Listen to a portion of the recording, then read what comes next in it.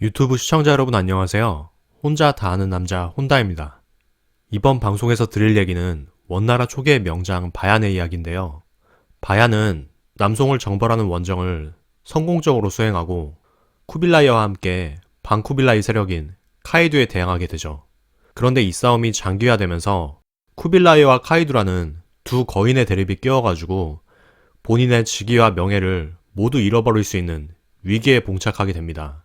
바얀은 사후에 충무라는 존시호를 가지게 되는데 이 시호는 우리 역사의 최고의 명장이자 충신이었던 이순신 장군 그리고 삼국지 후반부를 이끄는 인물이자 출사표의 주인공인 제갈공명 또 남송 초기에 구국의 충신이었던 악비 장군의 시호이기도 했습니다. 제가 충무라는 시호 이야기를 꺼낸 이유는 이 시호를 가진 사람들은 그 말로가 어땠든 간에 본인이 가진 충심과는 다르게 군주나 다른 신료들의 음해나 모함에 시달렸다는 점 때문인데요. 오늘 제가 소개해드릴 바얀의 이야기가 바로 바얀이 당한 비슷한 고통에 대한 겁니다. 역사서에서 정황이 기록되어 있긴 하지만 구체적으로 묘사하지는 않는 한 인물이 처한 상황, 그리고 그 상황 속에서의 심정을 함께 추정해 보려고 합니다.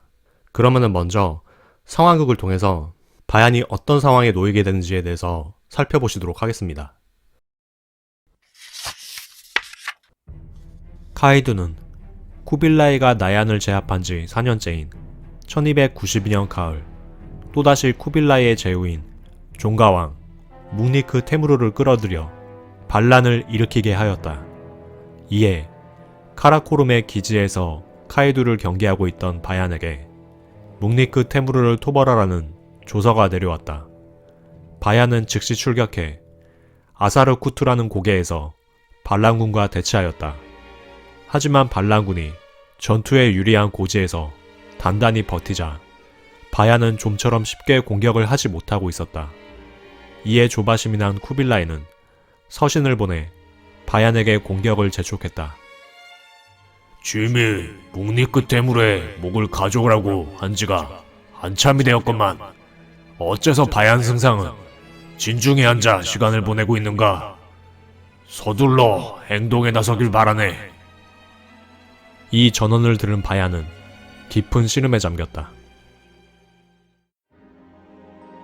대칸께서는 언제부턴가 무척 조급해지셨다. 나이 때문일까? 끝없는 반란 때문일까? 아마도 후손들에게 카이두가 없는 그런 반란자가 없는 미래를 펼쳐주고 싶으시겠지만 현실은 끝없는 피해바다가 계속되고 있다. 그래도 그 피해바다를 건너는 것이 이 바얀의 소명일 것이다. 바얀은 이튿날 출전을 강행하였다. 적이 차지한 고지는 화살을 비오듯 뿌릴 수 있는 천혜의 요지였으므로 아무도 감히 오르려고 하지 않았다. 그러자 바얀이 단호하게 명령을 내렸다. 너희들이 추우면 대칸께서 옷을 입히고 배가 고프다고 하면 대칸께서 밥을 먹여주셨던 것은 바로 이런 때 힘을 쓰라고 한 것이다. 이럴 때 최선을 다하지 않으면 장차 그 은혜에 어떻게 보답하겠느냐? 바얀의 일갈에 부하들이 태세를 갖추기 시작하자 바얀은 진격을 명하였다. 모두 벼랑을 기어올라라! 뒤처진 자는 목을 벨 것이다. 아니 내 놈은 어째서 싸움에 나서지 않느냐? 장군, 저 벼랑을 오르는 것은 너무 무모합니다. 그걸 어째서 내 놈이 판단하느냐? 내 너를 베어 본보기를 세우겠다. 이야! 방금 죽은 녀석처럼 되고 싶지 않으면 모두 전력으로 벼랑을 기어올라라. 몽골 병사들은 바얀이 본보기를 보이고 앞장서자 분투하여 적을 크게 물리쳤다. 반란을 일으켰던 묵니크 테무르가 달아나니 바얀은 수우케와 제헤미투르 등의 부하들에게 좌우익을 맡기고 그를 추격하게 하였다. 그리고 스스로는 봉군을 이끌고 야심한 밤에 비시이툭이라는 지역의 숲을 지나고 있었다. 그때 불사! 적의 복병이다! 이곳에 있다가는 적에게 전멸하고 말 것이다. 서둘러 가까운 은원폐물이나 벽에 기대어 움직이지 말고 대기하라. 그리고 날이 밝아진 아침까지 그대로 대기하도록 하라. 화살 소리가 점차 잦아들고 양군은 고요 한가운데 긴장을 늦추지 않고 몇 시간을 보내고 있었다. 이윽고 날이 밝아오기 시작하자 적의 진영에서 철수하려는 움직임이 보인다는 척후의 보고가 들어왔다. 이제 적에게 역공을 가할 시점이다. 서둘러 최정예 경무장기병을 선발하여 적을 끝까지 추격하도록 일러라. 그리고 좌우익의 대장 수우케와 제미트루도 적을 협공하라고 일러라. 철수하던 적은 바얀의 추격에 대패하여 2천여 명이 전사하고 수장을 비롯한 수많은 군사가 포로로 잡혔다. 분노한 병사들은 포로를 희생물로 삼아 승정 감사 제사를 지내자는 의견을 표했으나 바야는 이를 허락하지 않았다. 오랜 기간 반란군을 토벌하며 느낀 바가 있었던 것이다. 카이두의 획책으로 수없이 많은 왕자들이 대원의 반란을 일으키고 또 우리의 영지 내에서도 복병을 만나는 일까지 생기게 되었다. 이는 우리의 덕이 부족한 탓이지 저들이 악랄한 자들이어서 그런 것만은 아니다. 포로는 모두 사람으로서의 대우를 받게 될 것이다. 또한 반란군의 수장인 묵리크 테무르를 설득하여 투항을 권유하도록 하겠다. 조용!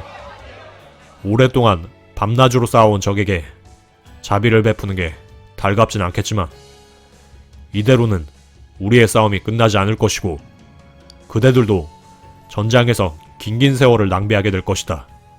또 어떤 자는 목숨을 잃게 되는 일도 생기겠지.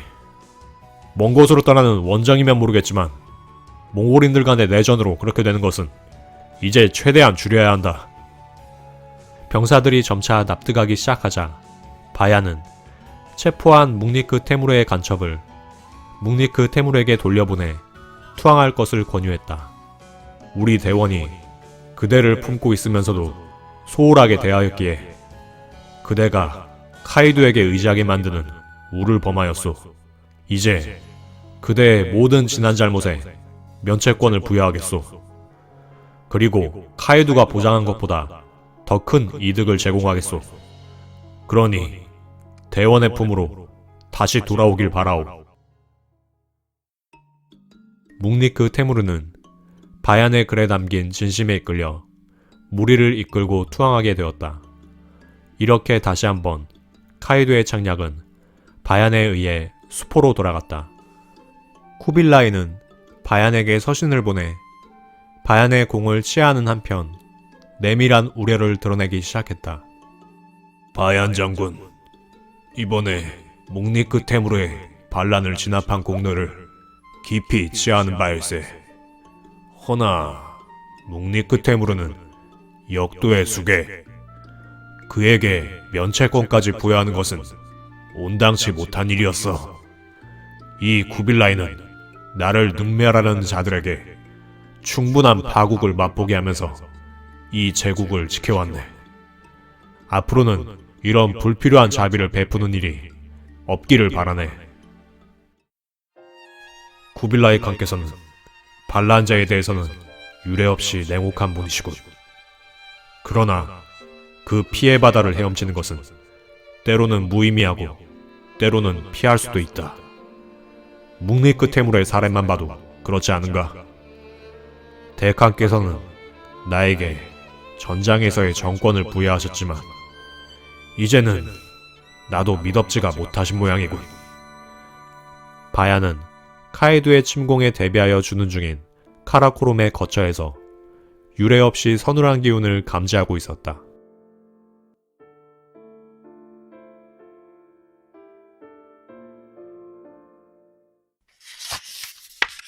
또다시 묵리크 테무르라는 황족이 원나라의 반기를 들고 바얀이 이 묵리크 테무르의 반란을 진압하는 과정이었는데요. 좀 이질적으로 느껴지는 게 있습니다. 이게 역사의 기록에도 실제로 있는 건데 뭐냐 하면은 바얀이 처음에는 묵리크 테무르를 토벌하는 데 있어서 굉장히 무리한 전쟁을 강행을 하게 됩니다. 적이 유리한 위치에 있고 우리가 불리한데도 막 험지 돌격을 지시한다든지 수하를 베면서까지 공격을 강행한다든지 이런 막무가내의 지휘관의 모습을 좀 보이게 되는데, 반대로 후반부에서는 자기의 원래 모습을 찾은 것처럼 묵니크 테무르의 투항을 권유해가지고 그를 끝까지 파멸시키지 않고 포섭하는 모습을 보이게 됩니다. 둘 중에 누가 봐도 좀 더 합리적인 지휘관의 모습을 보이는 거는 묵니크 테무르를 투항시키는 그 사례일 겁니다. 저는 여기서 바얀에게 바얀 본인의 의지를 넘는 외압이 작용했을 거라고 보는 게 조금이나마 더 개연성이 있는 해석이 아닐까 생각을 했습니다. 물론 그런 외압을 가할 수 있는 거는 쿠빌라이 외에는 없었겠죠. 원사 열전 바얀전을 보게 되면은 쿠빌라이가 바얀에게 묵니크 테무르를 토벌하라는 조서를 내렸다는 기록이 나오고, 그 다음에 바로 바얀이 취했던 군사적인 행동이 그동안 묘사했던 내용들과는 굉장히 다르게 굉장히 희생이 클 수밖에 없는 작전을 수행하는 그런 장면들이 연달아 묘사가 되는데요. 그런데 그런 전쟁 초반부의 태도와는 다르게 결국 묵니크 테무르를 투항시킴으로써 사태를 정리하는 장면들이 묘사가 되게 됩니다. 어떻게 보면은 다소 허망하게도 비춰지는 태도의 변화인데, 물론 묵니크 테무르가 바얀과 전쟁을 벌이면서 병력의 차이 그리고 전술적 능력의 차이를 실감하고 파멸 이전에 항복을 선택한 거일 수도 있지만, 그런 힘의 차이가 있었다면은 노련한 전술가였던 바얀이 일찌감치 그런 우위를 간파하고 무리한 전쟁을 하지 않았을 거라는 생각이 듭니다.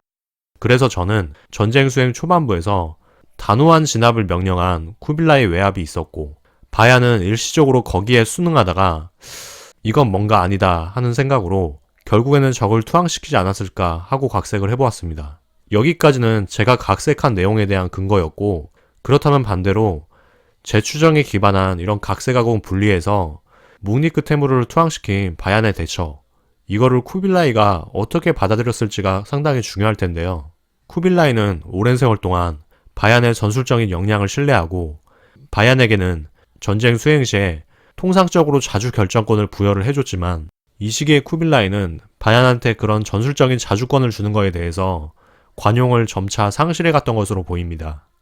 쿠빌라이가 바얀의 결정에 대해서 관용과 신뢰감을 잃어갔다는 방증이 되는 이후의 상황을 상황극으로 들어보시도록 하겠습니다.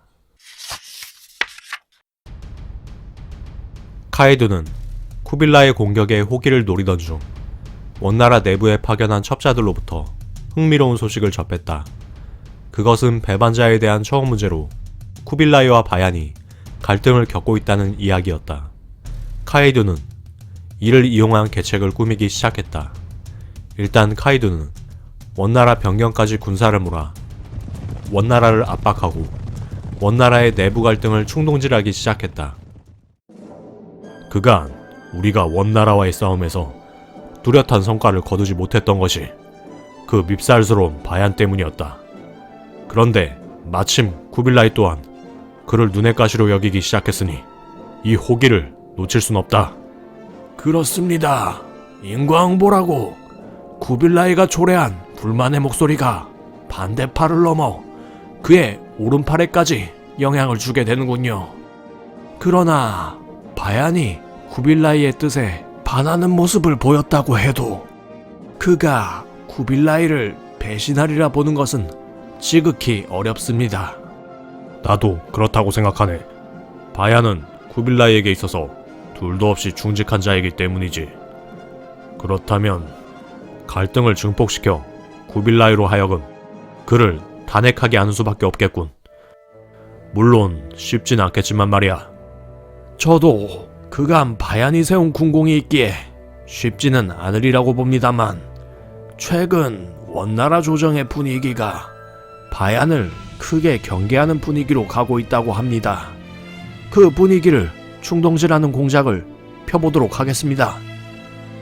좋아.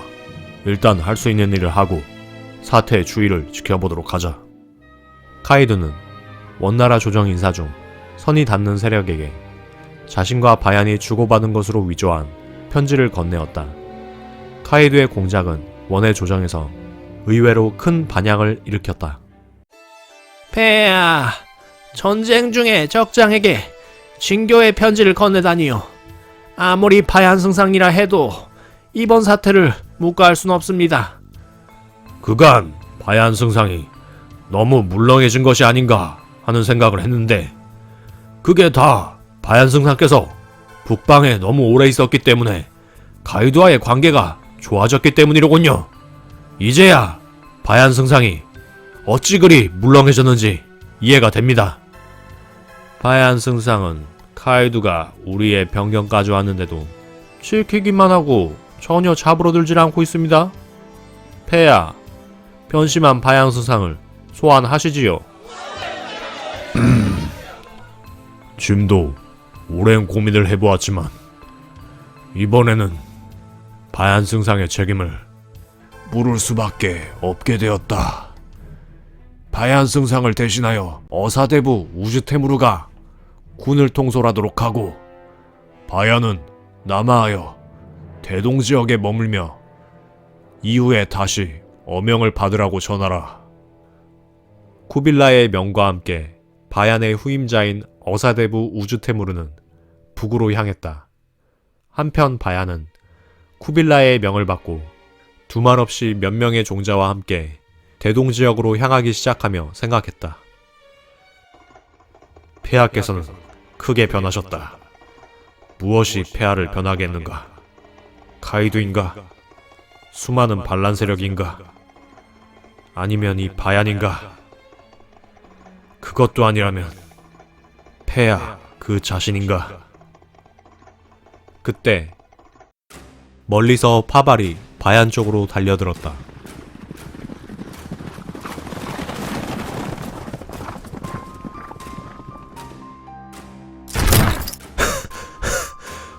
바얀승상, 큰일입니다. 카이두가 우리 지휘부가 교체되는 틈을 타가지고 변경을 침공하였습니다. 아뿔싸, 역시 카이두로군. 빈틈을 놓치지 않아. 때가 화급하니 일단 내가 돌아가 전투에 임하도록 하겠다. 내 후임인 우즈테무르님에게는 이렇게 전하라. 귀공은 잠시 쉬고 있도록 하시오. 내가 카이두와 그 무리들을 베고 오는 것을 기다린 다음에 일을 처리해도 늦지 않을 것이오. 그리고 바야는 전장으로 돌아가 카이두 군과 교전하기 시작했다. 그리고 양군은 일주일간 일진일퇴의 공방전을 벌였다. 바야는 적을 깊숙이 끌어들여 유인한 뒤 괴멸시키려고 했지만 많은 장수들이 바얀을 의심의 눈초리로 바라보기 시작했다. 오늘은 모든 장수들의 불만이 극에 달한 듯하여 군사회의를 소집했소. 나는 카이두가 경기병을 주력으로 공격해왔기 때문에 우리가 섣불리 강하게 때리면 그가 도주할 것이라고 보고 있어. 그래서 일단 그를 깊이 들어오도록 유인한 다음에 한 번에 잡으려고 하는 것이거늘 어째서 이런 내 전술에 반대하는 것이오? 바얀승상, 아니 이제 그대는 어명에 의해 어찌 될지 모르는 데다가 사실상 지휘권도 없는 상황이니 그냥 바얀이라고 부르겠소. 바얀, 내 놈은 참으로 싸움을 겁내는구나. 그러면서도 어찌 폐하의 손자이자 어사대부인 우즈테무르님에게 군사지휘권을 넘기지 않는 것이냐? 내가 겁장이라고 했소. 이 바얀이 겁장이라고! 좋소. 여러분이 빨리 싸우라고 하니 그렇게 하도록 하겠소. 하지만 그렇게 하다가 카이두를 놓치면 누구의 탓으로 해야 하는가? 그러자 수많은 장수들이 자기가 책임지겠다고 하였으나 그들의 태도에서 뚜렷한 사명감을 찾아보기는 힘들었다. 바야는 체념하여 많은 장수들의 말대로 카이두의 군대를 서둘러 격파하기로 하고 즉시 공격하여 카이두군을 후퇴시켰다. 하지만 바얀의 말대로 카이두는 순식간에 도망치고 말았다. 시간이 흘러 우즈테무르가 바얀의 진영으로 도착하자 바얀은 비로소 떠날 채비를 하였다. 그때 어명을 받아 우즈테무르와 함께 주둔하고 있던 쿠빌라이의 손자 테무리가 곧 대동으로 떠날 바얀을 위로하였다. 귀공이 가버리시면 앞으로 누가 나를 가르칠 것이오. 아쉽게 되었습니다, 바얀 장군. 신중히 삼가고 경계해야 할 것은 이 술장과 향락뿐입니다. 진영에서는 기율을 엄중히 하시되 은덕이 한쪽으로만 치우치거나 야박해서는 안됩니다. 여름과 겨울에 과거 칭기스칸의 방식처럼 주둔지를 바꾸어 이동하며 말을 잘 먹이고 적에게 정확한 위치를 노출시키지 않는 것이 굉장히 중요합니다. 떠나기 전에 보다 상세히 일러드리도록 하겠습니다. 승상, 정말 고맙네. 자네가 대동으로 가서 기다리는 동안 내가 폐하께 복직을 건의하도록 하겠네. 마음 써주셔서 정말 감사합니다. 잔치가 끝나자 바야는 다시 대동으로 향하면서 생각했다. 사냥개인 나는 이제 소명을 다한 것일까? 이 제국의 앞날은, 그리고 내 앞날은 어찌 될 것인가? 곧 다가올 대칸의 어명이 모든 것을 말해주겠지. 잠시 상황극에 대한 이야기를 진행하도록 하겠습니다.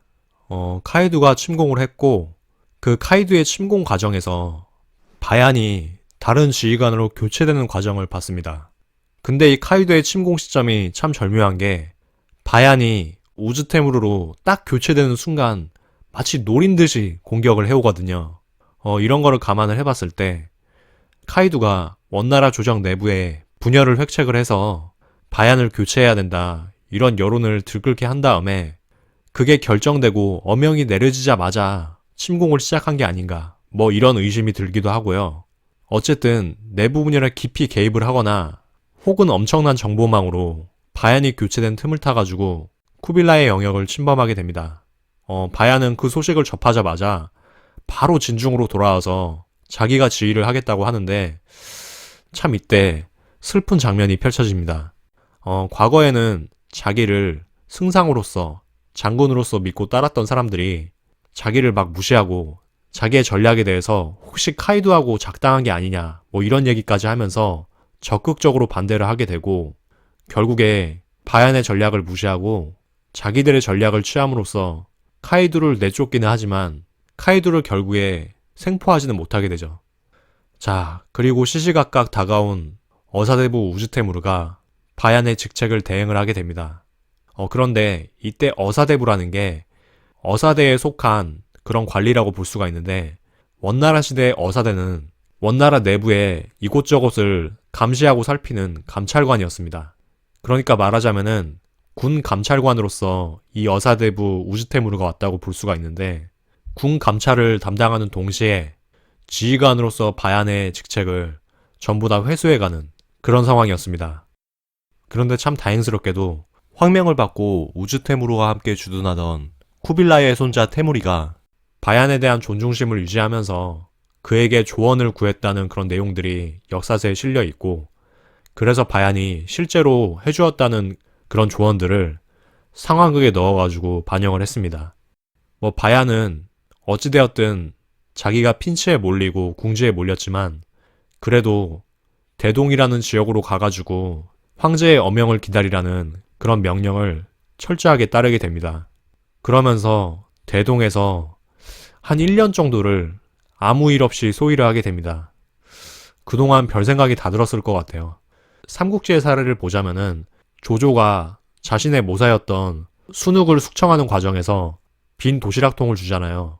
그러면서 스스로 죽으라는 걸 암시를 하기도 하는데, 아무 명령이 없는 것 자체도 어떤 암시가 아닐까, 뭐 그런 생각을 했을 수도 있고, 그 밖에 조국을 위해서 정말 분골쇄신했는데 그러고도 토사구팽당한 수많은 장군들의 사례가 떠올랐을지도 모릅니다. 바얀 정도면은 그런 장군들의 사례를 떠올리면서도 계속해서 충성을 다시 한번 다짐하고, 그런 고통의 나날들을 겪었을 것 같은데, 다음에 이어질 방송에서 그 고통의 기다림이 어떤 결말로 이어지게 될지에 대해서 소개해드리도록 하겠습니다. 그 이야기와 함께 쿠빌라이와 카이두의 다툼이 어떤 결말을 맞게 될지에 대해서도 함께 소개해드리도록 하겠습니다. 지금까지 시청해주셔서 감사하고요. 이 영상이 유익하거나 재밌으셨다면 구독과 좋아요, 그리고 댓글로 응원해주시면 감사하겠습니다.